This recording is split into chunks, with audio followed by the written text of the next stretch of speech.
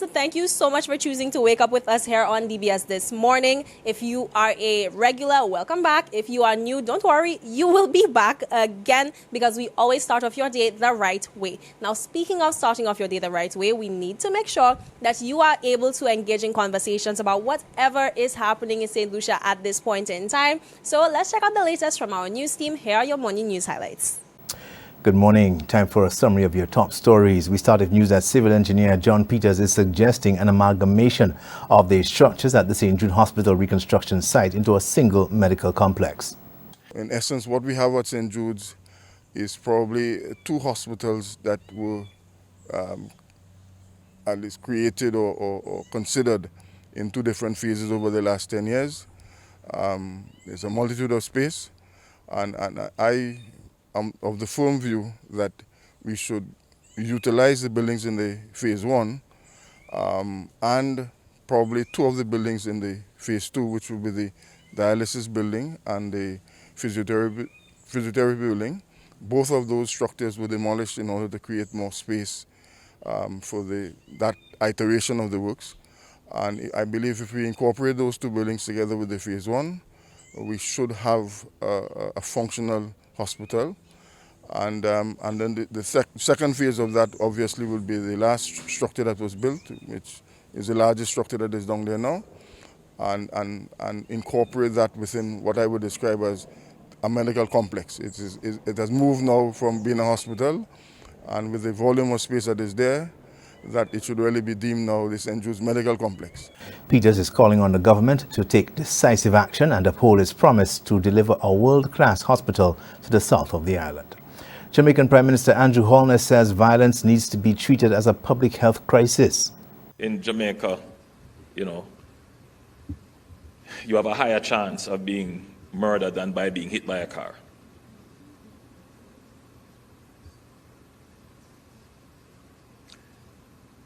This did not happen overnight. I mean, it's been a creeping thing, but we haven't dealt with it from an epidemiological point of view. We haven't treated it in the way that it needs to be treated. Holness made the comments at a Jamaica Diaspora Town Hall meeting in Trinidad and Tobago on Tuesday evening. Second Vice President of the National Council of and for Persons with Disabilities, Selina Jean-Baptiste, is concerned about what unbridled violence could mean for the organization. A growing number of persons left disabled by crime could pose a challenge for an organization already struggling with limited resources. So the increasing acts of violence, it definitely is disheartening to see.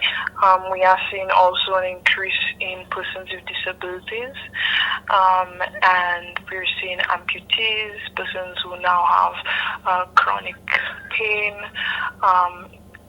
among others. And as an organization, it definitely puts a strain on us with limited resources, and also it creates, we go back to a cycle of poverty, because how many of these individuals can now afford the added cost that usually comes with having a disability? To the amputees, even though our prosthetic center is quite affordable, not many of them would even be able to afford those prosthetic limbs in the first place. So it definitely puts a strain on us. Jean-Baptiste says losing one or more of one's motor skills can have severe physical and psychological implications. The government of the Republic of China, Taiwan, continues to express its commitment to provide St. Lucians with more opportunities to further their studies. The Taiwan Scholarship Program was established from 2007. So since then, hundreds of students already award the scholarship and study in Taiwan. And the fields are quite diverse, including agriculture, information, and business and engineering. So we're really glad that so many good solution students, they have learned and they have enjoyed their study in Taiwan. Taiwan has for years provided opportunities to young talented St. Lucians to study in Taiwan for bachelor, master or PhD degrees. Those are your top stories. Thanks for watching. Good morning.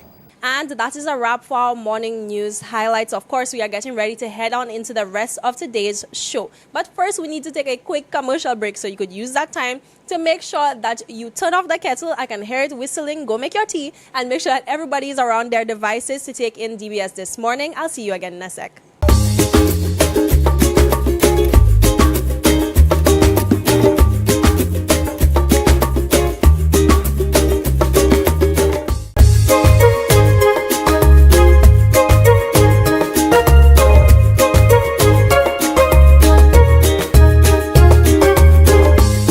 Welcome back, DBS. Now, I can say it's a special occasion. Yes, I had to throw that pun in there because we're here with Valerie of Occasions by Valerie. Now, when I saw your products, I was just so blown away. I knew this was something we had to share with our viewers. How are you doing this morning? Oh, I'm fine today. All right. It's great that you're fine. So let's go into you and your business. Something that really stood out to me was your story of why you decided to go into business. So how about we share that with St. Lucia? Well, I started off doing this a long time ago, creating little knickknacks, cards and stuff for friends and family. And then when I had my 2 sons, I started doing it more often. So I started preparing birthday cards. I started preparing favor boxes for various occasions, birthdays, Christmas, weddings, etc. So that's how basically I started. And it was all a hobby to begin with. So, and it's kind of a stress reliever, basically. So I use it when I'm feeling a little down. I create, I start doing stuff with my hands. So that's basically how I got started into it. And then it just kind of blossomed a bit more, basically, yeah.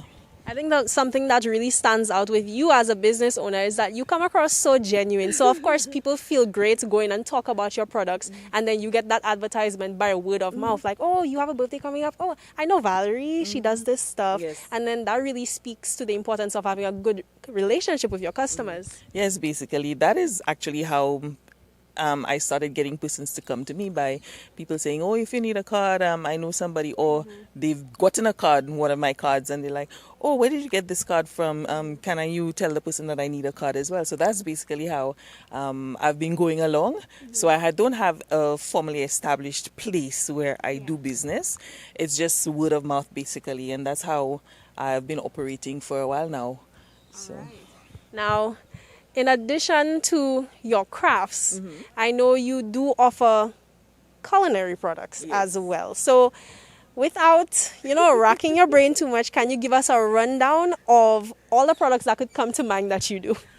Okay, all of the culinary products that I do, basically I do them as favors, as part of the favor boxes. So I do mini cheesecakes, chocolate cheesecakes and vanilla cheesecakes. I do cookies, peanut butter, oatmeal, whatever, chocolate cookies. I do carrot cake, banana bread, banana cake, banana cream cake, black forest cake.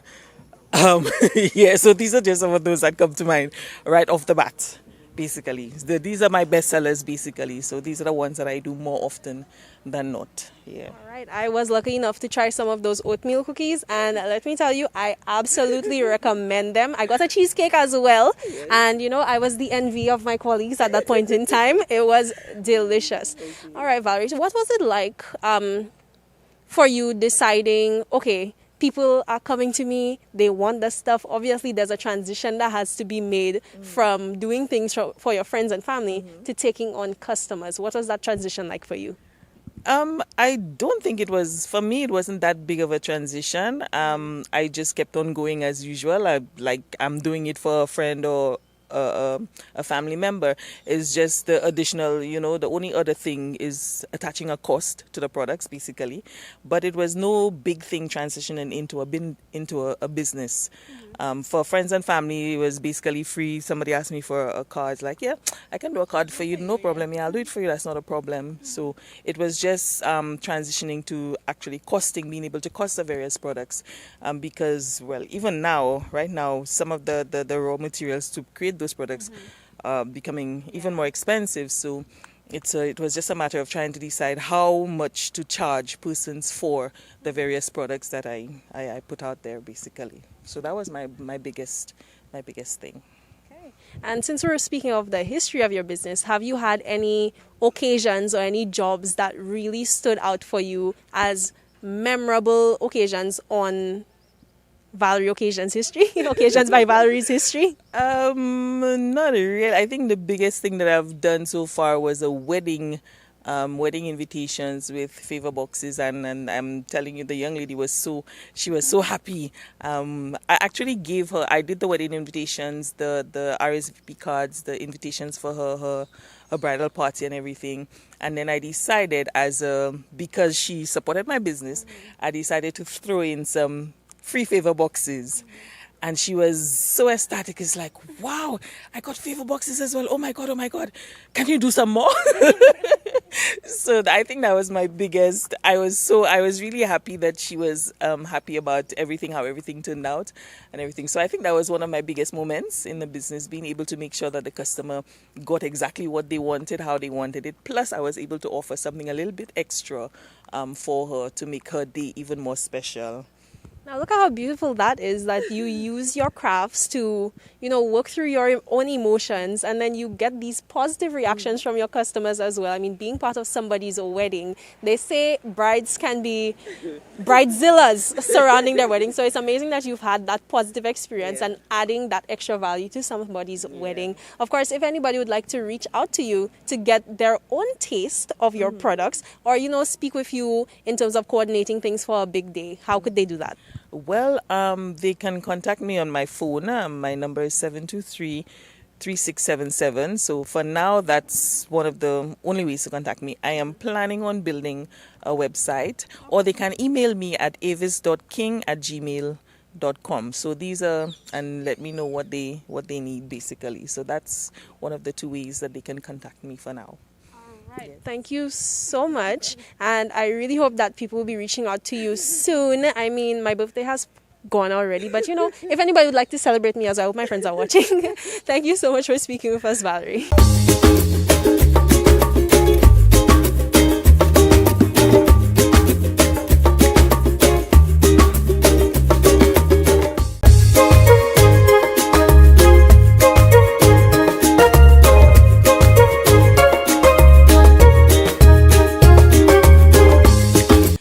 Back DBS. Now we are touching base with Mona Lisa because the time has come. DBS's Watch and Win has come to an end with this week because, of course, the new school year will be starting out on Monday and we need to give the kids time to come pick up their prizes. I want to know, first of all, what was the response to Watch and Win like? I mean, I know I saw the phones going off every single day. Let me tell you, the phones were going off every single day. I'm so happy to every single child that participated. We were getting a number of calls per day, but we have to dip for a winner. We can't give it to everyone, but I'm so thankful that so many children have participated in this. All right, and I also noticed we had some kids who were participating every single day. So we just want to say thank you for being consistent and tuning into all the episodes. Now, I can say I learned a lot through the episodes as well. I mean, I wasn't eligible to be a part of Watch and Win as we learned in our promo, but it was really interesting to just get that experience and look at how they're bringing messages across to trend these days, because it's so different than the cartoons we would have had in our days, right? Yeah, it's pretty different. They really teach something that is nurturing to the mind. I love it. All right. I mean, you're a mom as well. So even outside of Watch and Win, what if DBS was to look to get a program like that? That would be so interesting. And I mean, you would encourage your son to watch it, wouldn't you? Definitely, I'll encourage my son to watch it. The most intelligent being on the planet. And I want more intelligent beings coming on. So this program will create that for us. All right. Now, for our lucky girls and boys who would have won prizes in Watch and Win, I know you've been contacting them already. And, of course, their names would have gone out in the episodes announcing the winner for each day. So when should they pick up their prizes? Okay, so first of all about these calls, because that was the most exciting process for me, hearing the children screaming on the phone, oh my God, I win, and even the parents happy, like, yes, it's those moments. So, so the prizes now, when we call you and contact you, you are to come on Thursday and Friday this week between the hours of 11 and 3 to collect your prizes. Some people have already started. All right, don't waste any time. All right, and what about those prizes? Because when we first talked about Watch and Win coming up, I did mention that there were big prizes up for grabs. And of course, that is exactly what has played out. The boys and girls are getting a lot. So if you can just draw from memory, what's in the goodie bags this year? Oh boy, so in the goodie bags this year, we have backpacks, we have SNS vouchers, we have Hobbies vouchers, we have KFC vouchers, we have vouchers galore. You know, just come and get those surprises. Of course, and we worked with so many amazing companies on this venture. Of course, we have to give them their props. So let's see who we worked with this year for Watch and Win.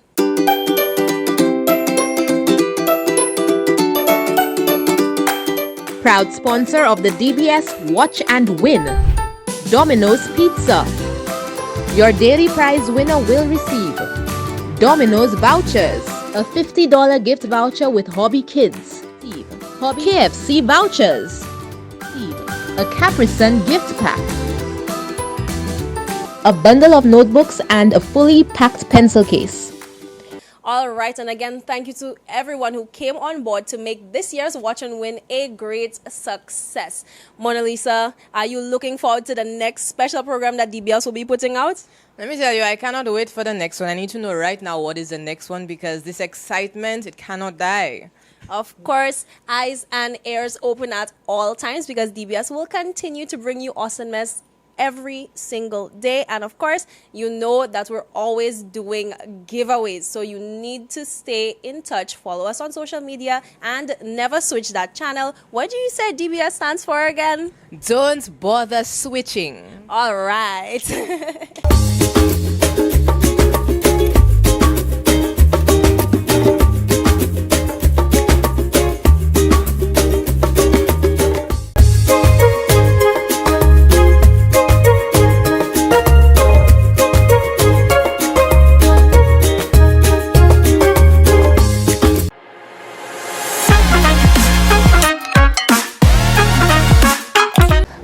Beautiful people, my name is Asmon Rose and welcome back to another episode of Ali's Corner. Today I'm going to be showing you how to create an abstract design on your mug using nail polish. For this craft, all you'll need is a container, a toothpick or skewer, a mug, nail polish, and water. First things first, we're going to fill our container with some water about halfway.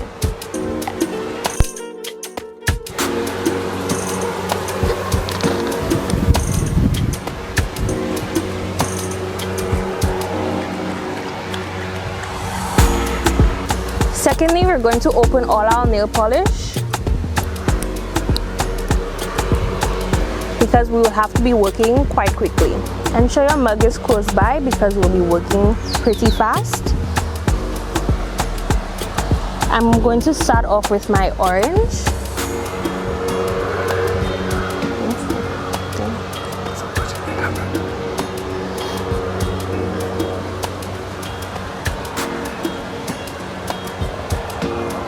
You want to add just a little bit and allow it to spread on the top.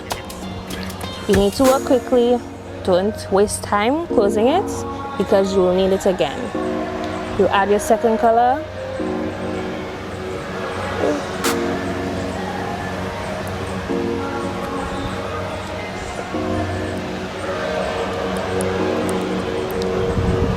Your third color.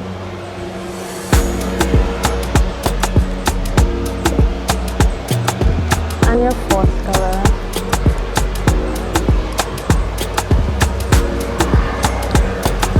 You can add as many colors as you want and do as many rings as you would like.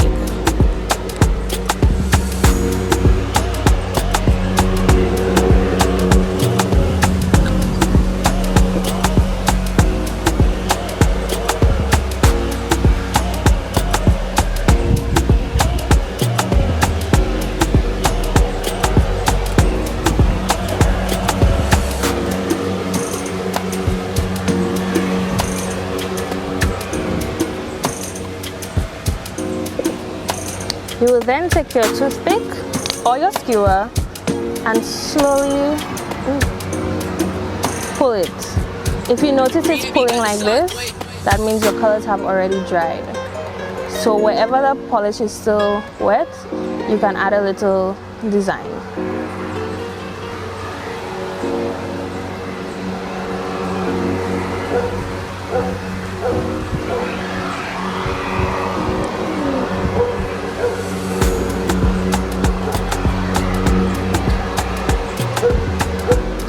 Be very gentle and work as quickly as you can.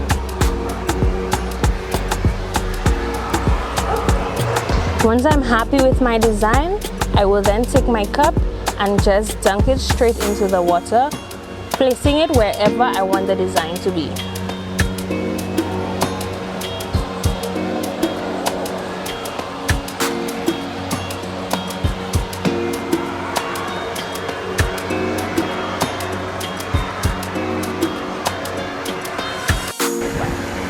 Alright, so this is how mine came out. I think it's pretty cute. If you see any water on it, just leave it alone, let it dry by itself. And in case you don't like how yours came out, you can just wipe it off with either nail polish remover or alcohol and just take it all out and then redo it. Once it's completely dry, it should be there for a good while.